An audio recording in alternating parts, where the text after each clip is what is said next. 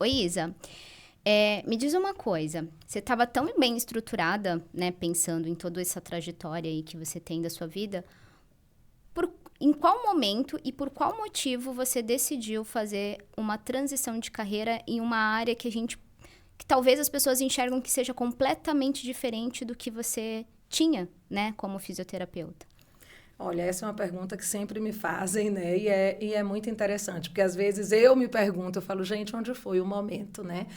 E o produto de beleza, o cosmético em si, ele traz para a mulher, né, um movimento dentro da sua autoestima. Traz para os homens também, mas eu tenho que puxar a sardinha para as mulheres, porque 90%, né, com certeza, somos nós. E eu estava numa fase da minha vida onde realmente esses cuidados para a minha pessoa não tinham tempo de acontecer, né?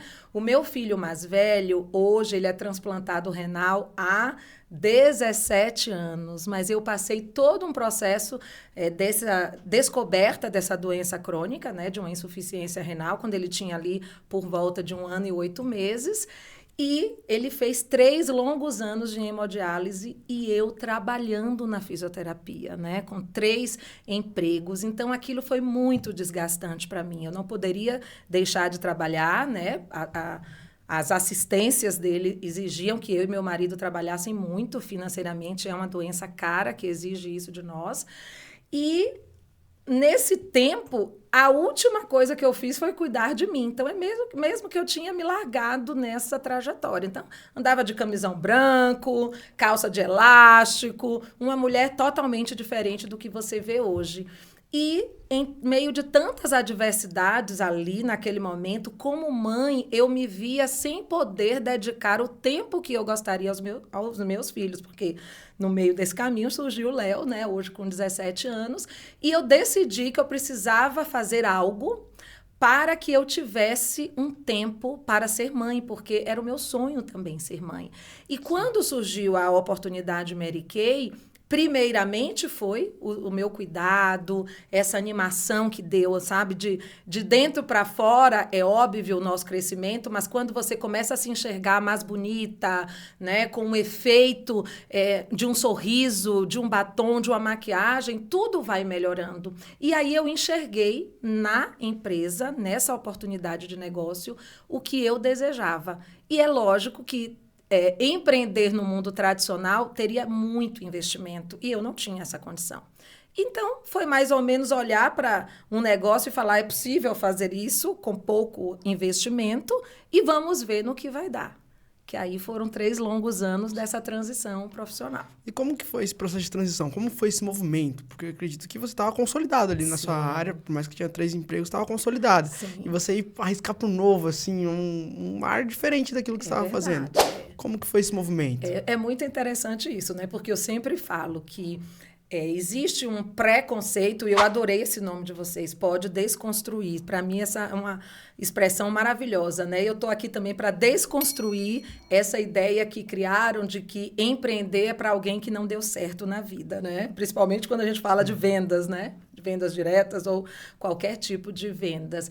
E, como você falou, eu tinha dado muito certo. Óbvio que uma mulher, na minha condição, como mestre, como professora mestre, dando aula em 3 universidades, eu tinha um bom salário, né? Para a média do brasileiro, eu achava aquilo maravilhoso. Então, eu já estava ali estruturada. Quando surge uma oportunidade como um negócio de vendas diretas em cosméticos, é óbvio que uma pessoa que tem uma personalidade muito equilibrada e conservadora como eu, não jogaria tudo para o ar e ia falar, opa, agora eu deixo de ser fisioterapeuta e vou fazer. Então, a transição de carreira também foi paulatina para mim, né?